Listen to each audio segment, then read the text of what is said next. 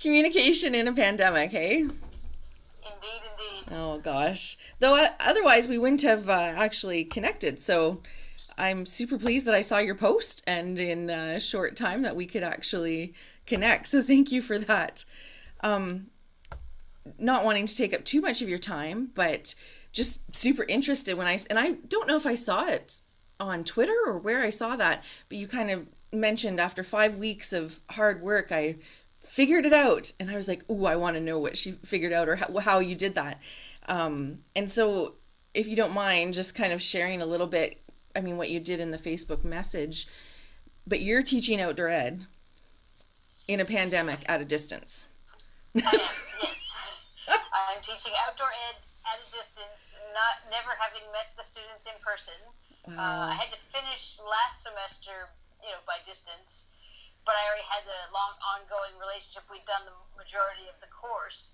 But fortunately, we had 2 weeks still, so I could experiment a little bit there with a couple different things, a little proof of concept and things. And then when we learned that this term was going to be on remote, I was like, we postponed one of the courses, which is, and then the others we said, well, we can't hold them back, so let's see what we can do. And the little trial thing I had done with my former class was think, what can I have them do that would be kind of similar to what we would be doing in the course, not knowing what kind of supplies they have, not knowing where in the world they might be, and came up with, we had done some work with camping stoves during the course. I said, well, what if they make their own camping stove? And so I went looking for 5 different versions, one Okay. with a pop can, one with a cat food can, one with a Wow. tuna can, different things, some using wax and cardboard, some using milk cartons, etc., Okay. and just gave them 5 videos that they could watch to see if any of the materials matched with what they had at home, Wow. and then asked them to build a stove, and if it was safe to do so, and they could do so within public health guidelines, to actually try it out, and then just Okay. send me a little picture or video of their process to prove that they had interacted with the task. And it was fabulous. I had lots of smiling students, Hmm. happy students saying, I would have never thought I could do this. I mean, I framed it that in our programs we can't always, buy fancy equipment, but you can, Hmm. kind of make a maker space. So they liked that. In that first course too, they had to then design and jump on a curriculum project that I would then use actually in the real world. So they had to do that. And what was the third one for? They had one other task. So then when I was designing the whole course, basically this course I'd meet them for half an hour, give them the course outline, and we'd be out canoeing, hiking, navigating. So I'm like, okay, and knowing they would be really disappointed that they wouldn't get to have the traditional experience. Yeah. So again, I said, I don't know where in the world they're going to be, but I laid out I put it into modules, kind of in the same kind of modules that we would do in the class, and then came up with what I called participation and skills tasks. And it's like, Hmm. tried to come up with meaningful tasks that connected to what we would be doing if we were out there together, Wow. and put them in our digital management system, and then asked that there be a little bit of proof that they had done each task. Hmm. And so that again, the proof might be a video, a picture, a paragraph. In a couple cases, they're doing a quiz, just to make sure that they had interacted with the material. I also used some documentary film and some provocative readings about, like I found one that said, there's a trend right now in YouTube of people going out on hikes and taking people on hikes with them for people who either can't or don't like to hike but like to see views. So that was sort of one of the videos on the week that we were usually going hiking and things. Right. And I've been very impressed with the amount of interaction, um, and students are going outside on their own to do some of the things. Some are never going outside, and that's fine. That I don't. None of the tasks required them to leave their house. Wow. So, like for the stove making task, if I said if you don't have any of these materials, please write a paragraph on your takeaways from watching these things. Right. Okay. My students soon will be coming up to what would traditionally be a lovely circling around a campfire and having a knife and carving class. So again, I don't have the class set of knives to hand out.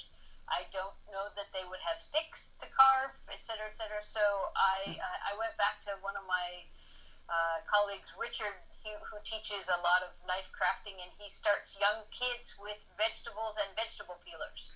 Wow. So right. it's like, okay, I want you to do a carving project. If you have a knife, a proper knife that you can use and you can access a stick, here's some options. But here's a carving project you can do with a carrot. Wow. Or, in Newfoundland, there's a long tradition of carving turnips at Halloween. So, again, try to create some of those in-place kinds of pieces. So they get to carve something with a paring knife and a vegetable.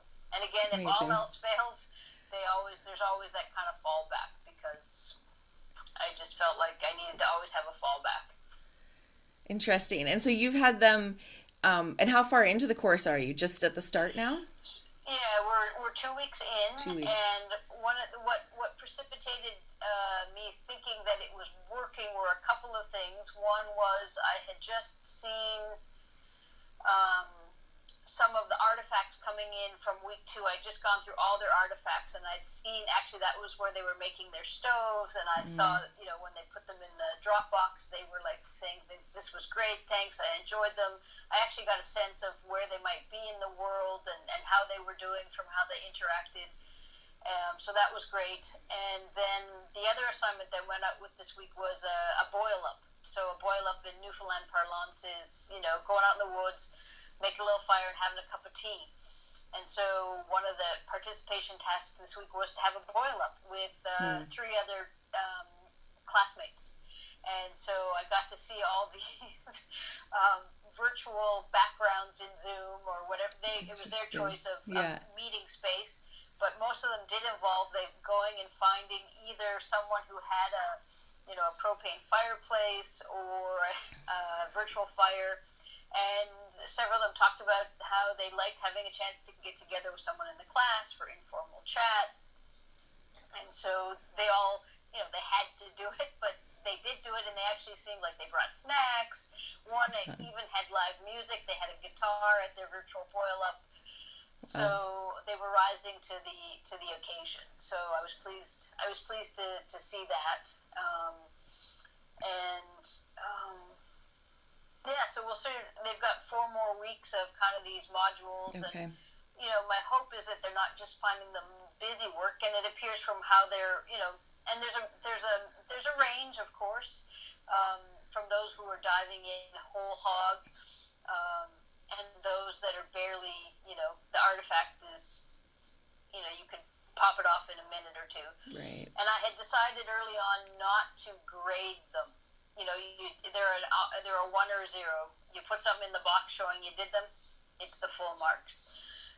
Going with the philosophy that, as usual, you get out of an experience what you put in. Right. So there's some days when, that when someone's given me this beautifully edited video of their participation versus the person who put in the single page, but I'm trusting, as per usual, that's true with any assignment. Yeah, that's right. And there are some assignments in the course that are meant to, to evaluate performance. So they're there, and the participation is more about the joy of engagement with each other, engagement with the course material. So that's been going quite well. And I'm seeing pictures of a lot of them outdoors, going for hikes if their community allows that, and when we're doing canoeing, we did actually have a meeting of a bunch of us. It was actually a 3-continent, 7-country meeting of outdoor educators that came together to say, how are you all doing this? Wow. And someone in Australia actually told me that the Canadian Canoe Museum had paper cutouts of canoes. So you can print them off, and it's the pattern. So that's one of their participation tasks, is to choose, and they have like canoes of 6 different cultures or something. So choose your canoe, build your canoe, and then demonstrate after watching canoeing videos that you can identify and show me 5 canoeing strokes in miniature with your model boat, or if you want to in life size with a broom, a dustpan, whatever Wow. you might have. That's awesome. I love it. It's interesting that you use the term the joy of engagement with one another and how you're seeing that in the course. And I'm curious too, because again, I started in outdoor ed. That is kind of my background. And there's nothing I love more than messing about in boats, as the expression goes, with my students. And so I think one of the things that as my instructors are redesigning for a fall that's going to be remote, that they're struggling with is, I mean, the joy of teaching is being with their students embodied, like physically. And I'm curious how you're kind of navigating that as you're expressing. And I hear like in you the like excitement of, the artifacts that they're giving you or the ways that you're seeing them connecting with the learning. But yeah, I'm just curious as on the educational side.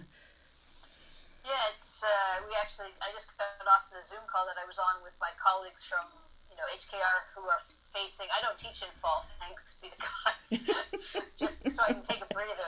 Because Yeah. it took me 5 weeks to design my 2 courses so that they could kind of have all these, well, I call them breadcrumbs in the woods so that they could follow them. And, but yes, we had this whole conversation about how to get students to actually turn their videos on in remote learning situations, because Right. it's soul sucking. Or I find when I have to present with my screen shared and I'm just talking to my laptop, it does for those of us that feed off the energy of our students and read the room and that stuff. It's very challenging. So I have enjoyed, like, even though I have a teaching assistant, the other night I went in and looked through all their artifacts, and I made a comment to every student. Some of them they had researched and you could use hand sanitizer as a fire starter, which is true, but I'd be like, that's pretty precious right now. Do you really want to be using that to start your fire? Right. And just try to do that kind of informal chat that we might do in a more experienced classroom. I also started a private Facebook group on the side for both courses. So in there, I've also had some of that informal chat. I Right. find, media pieces that are relevant to the course content. So like last night, I found something about that there's a greenhouse in Iqaluit. The other course looks at therapeutic aspects of greenhouses, and I had a former student say, "Oh, she wished she could do gardening with her students." I'm like, she's in Yellowknife in the north. I'm like, things grow fabulously in the north, not necessarily all year round, but I Right. knew Iqaluit had a community greenhouse. Yeah. So then I'm like, oh, that might be interesting for folks to know. So I put that in the Facebook group. So kind of the support materials go in there, and I encourage them again to post their intro videos over there. I encourage them. They had to do teaching videos, and it's been interesting. It's a bit, that one surprised me a wee bit given how media savvy but they've been very reluctant to do those pieces in that format, which is, I think, it's different than it would be, because usually we share photos course, and they have to do a photo journal and stuff, so there's a little less interaction there, but it still feels like a few have been brave and jumped in there and started to happen. But yeah, I definitely miss going outside with the students for 6 hours for a full day and the kind of instant bonding that can happen. But I think it's going as well as it could right now, and definitely my learning shell, which goes alongside the course, has always had stuff in it. I've used a shell for 10 or 15 years to support regular campus courses. Will definitely be richer, and I may actually maintain some of the out-of-class participation tasks, even if I'm teaching in the field next year. So I've enjoyed the challenge of how can we have students engage with the course material when they're out, they're in, they're out, they could be anywhere, any province, anywhere in the world with low bandwidth, and I have to think about what can we do with the simple materials we might have at home. So I've enjoyed that challenge, and the feedback from the students that I've heard back or heard roundabout is it's gone quite well. That's awesome.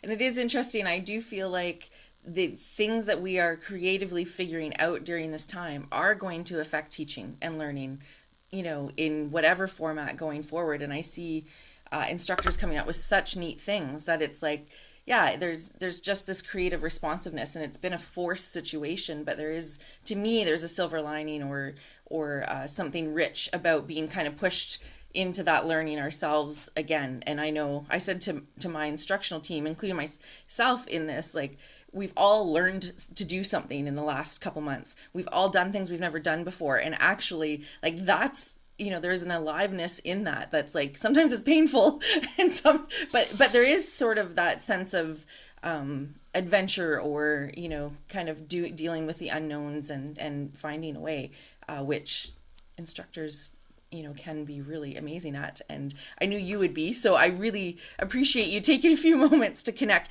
I won't keep you for too much longer, and I will hit stop on my